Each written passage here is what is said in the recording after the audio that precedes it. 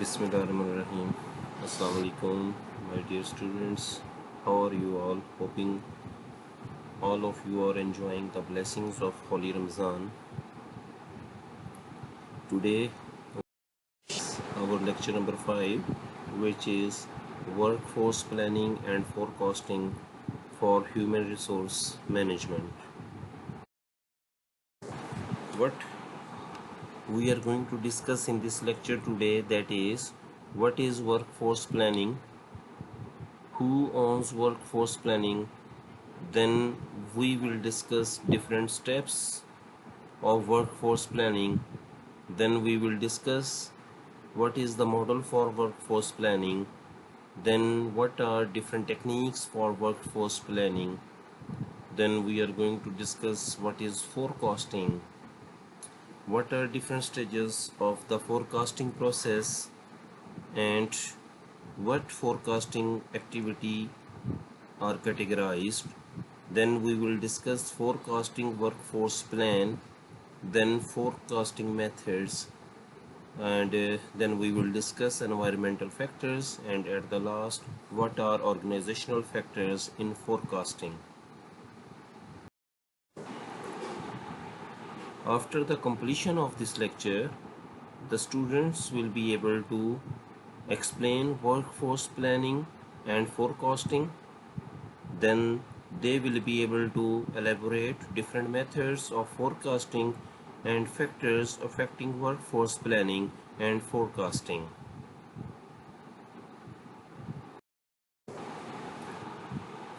First, we are going to discuss what is workforce planning. Workforce planning is a continual process used to align the needs and priorities of the organization with those of its workforce to ensure it can meet its legislative, regulatory, service and production requirements and organizational objectives. You can see over here that workforce planning is getting the right number of people with the right skills employed in the right place at the right time to deliver an organization's short and long-term objective. Workforce planning should be linked to strategic goals and viewed as an important part of the strategic planning process. Workforce planning is a continual process used to align the needs and priorities, as I have already told you this. I explain this. Workforce planning is an outcome of tight partnership between human resource management and the finance organization, and it is related to the systematic identification and analysis of what an organization is going to need in terms of the size, in terms of type, experience, knowledge, and skills of its workforce to achieve the objectives and goals.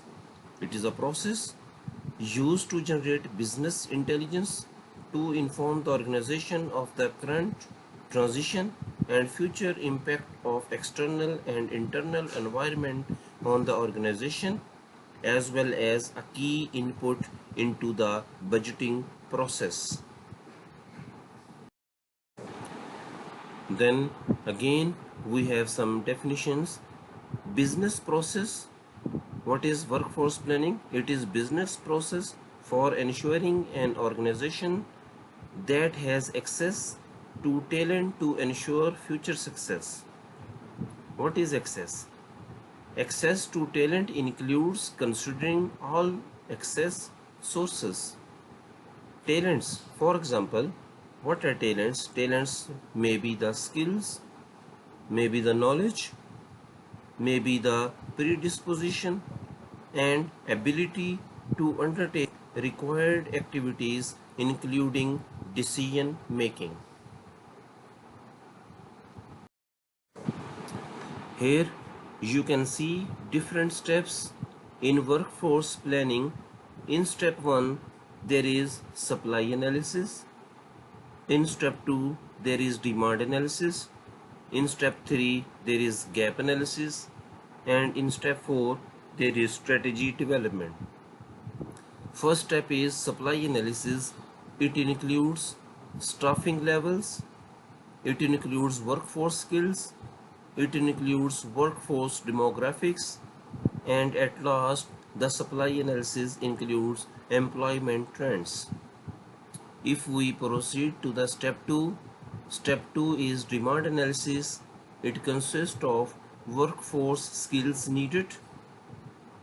The second point in demand analysis is staffing patterns, and the third point is anticipated workload changes.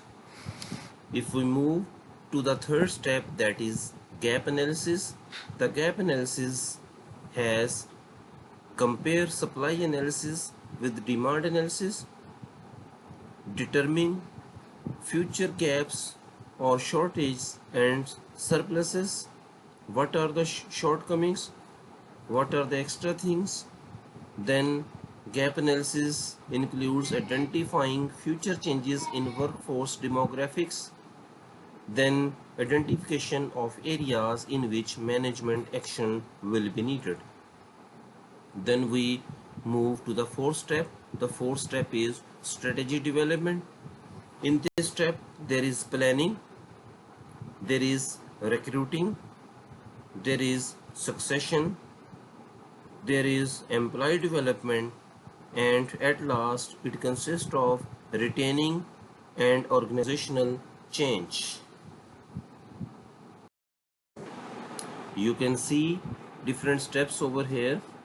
From left to right, we move in this diagram, which is strategic direction setting, then comes supply and demand, then comes develop action plan, then comes implement these action plans, and at last monitor, evaluate or revise.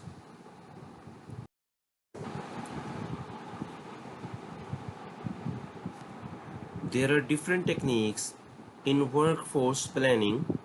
Here WFP stands for workforce planning, and these are techniques. These techniques are scanning, monitoring, forecasting, and assessing.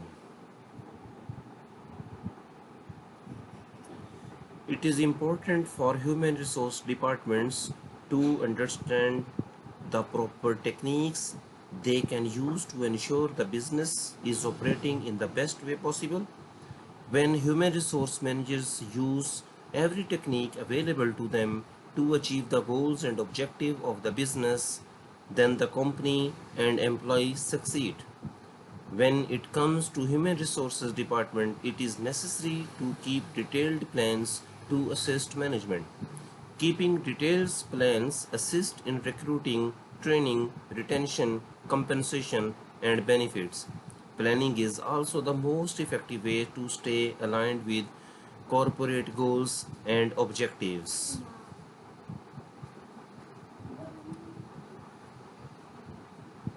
These tools for the organizations operate at their highest capacity. The human resource team must be aware of all these tools.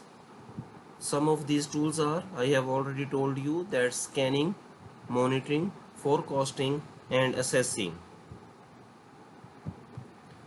Now I will explain these techniques. Very first, what is scanning? Scanning is identifying early signals of changes and trends. It means that for strategic workforce planning, environment scanning is a process of determining the range of factors that may influence the organization's workforce into the future. These factors may come from inside or outside the organization and affect the supply or demand of the workforce. The other technique is monitoring. It is important to regularly monitor the performance of the implemented workforce planning solutions and their impact on the gaps that were designed to address and to continuously improve solutions to maximize the effectiveness. As the strategic direction, workforce supply, and workaround demand changes over time, strategies need to be updated accordingly. Then comes what is forecasting. After monitoring project the impact on the organization, the forecasting method typically includes using past data to predict future staffing. Additionally, organizations can use survey, benchmarking, and modeling techniques to estimate workforce staffing numbers. Use several methods and cross-check your findings to obtain the most accurate results. Analyze your work operations. Then comes the assessing. Assessing, it is describing the impact of the monitored trend on the organization, make a judgment of the probability of outcomes.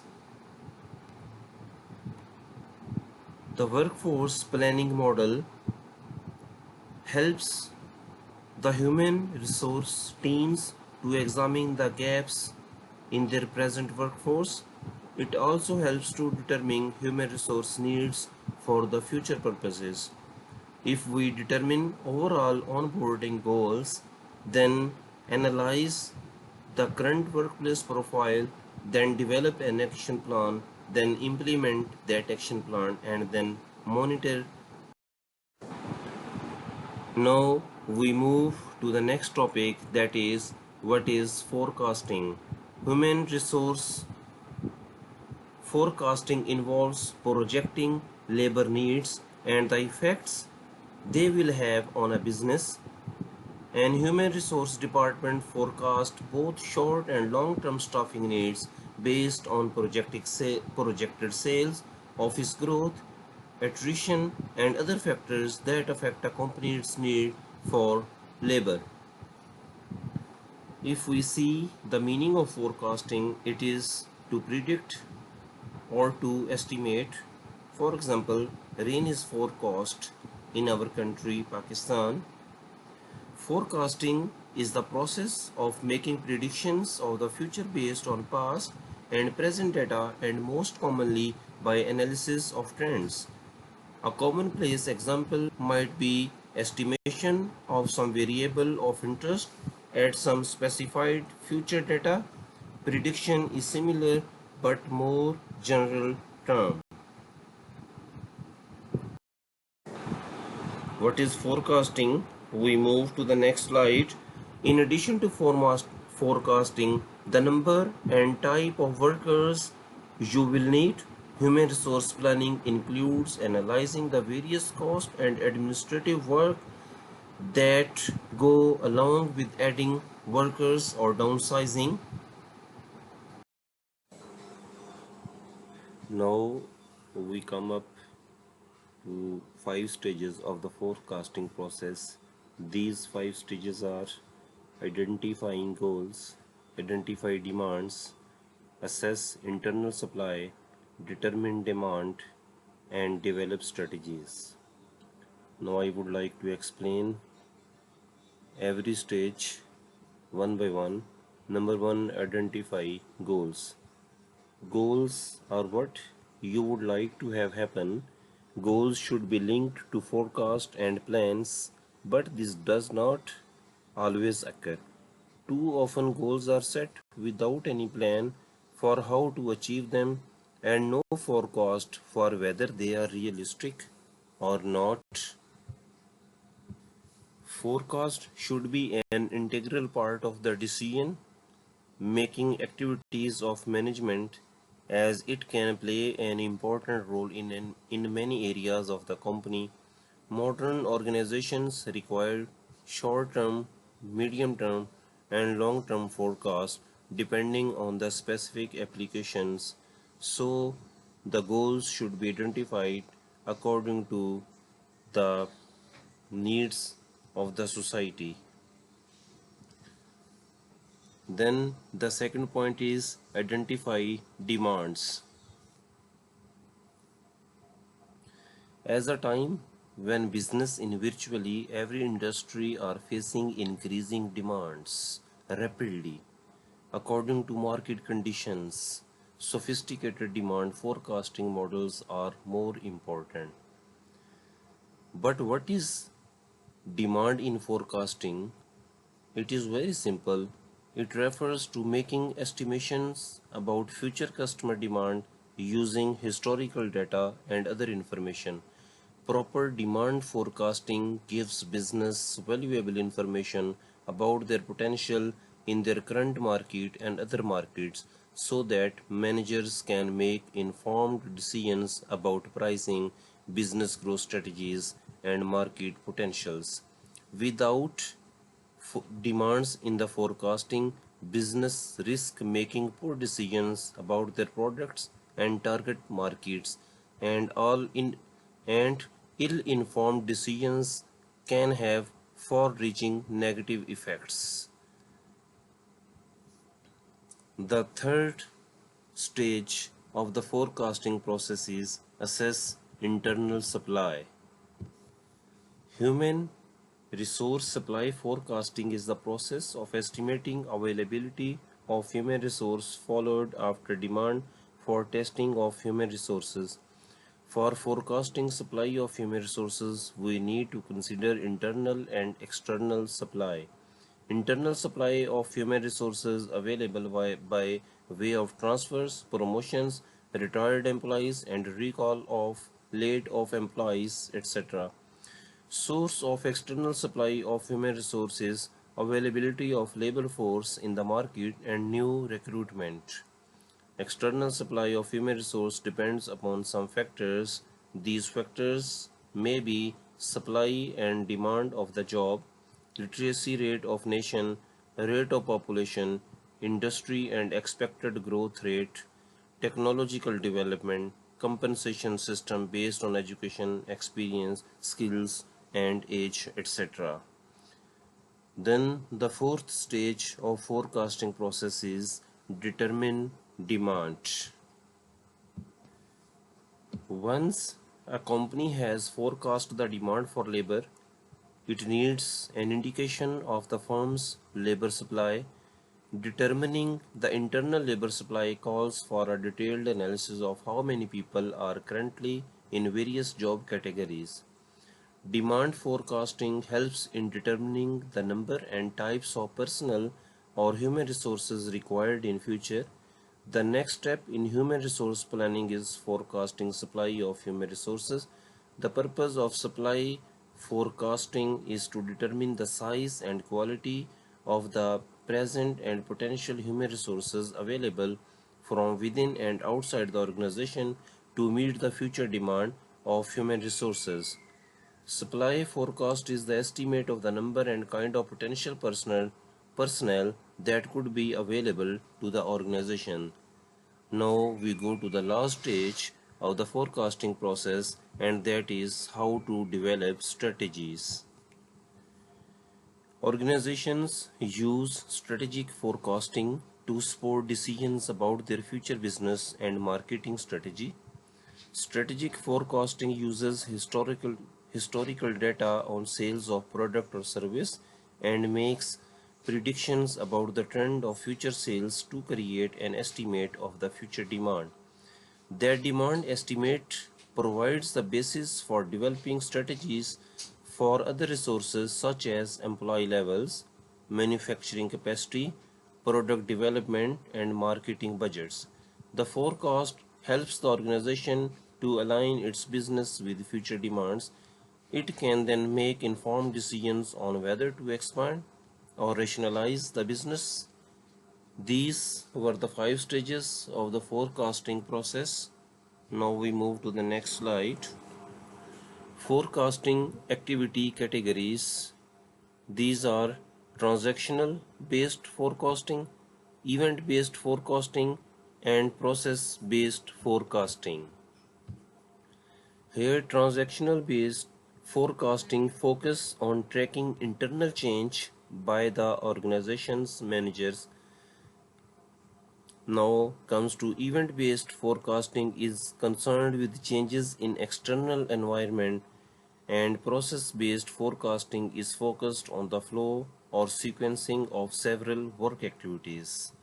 Here I repeat it again that transactional based forecasting is related to internal changes by the managers.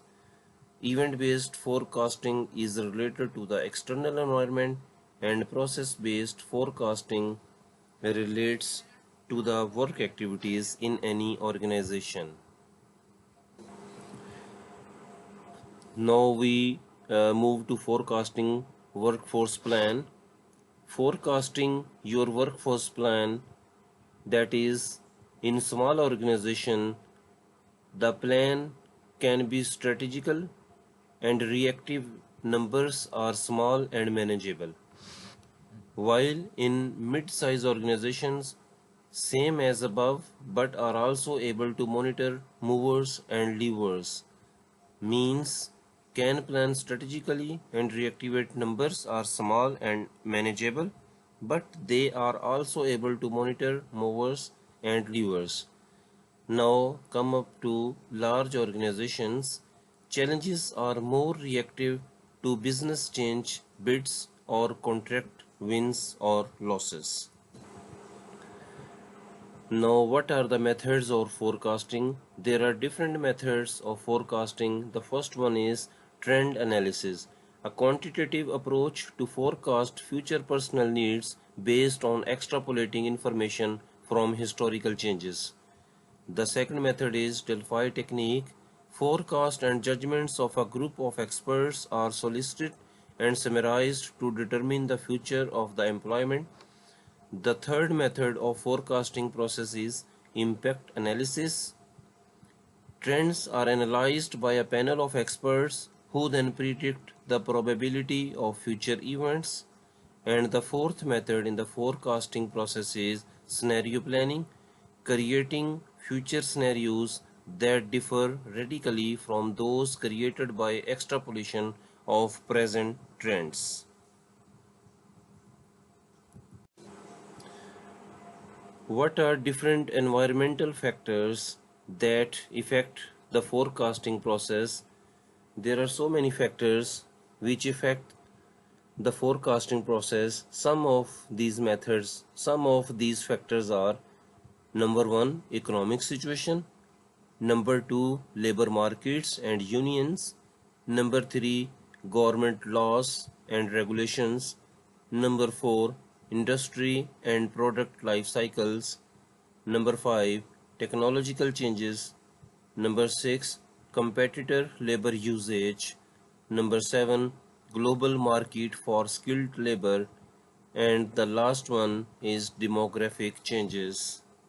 These were some factors, these were some environmental factors that are affecting on forecasting process.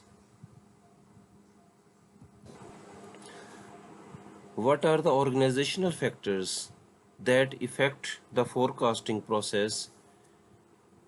Some of the organizational factors are corporate mission and strategic goals. The other one is operational goals, production budgets. Another one factor into the organization is human resource policies.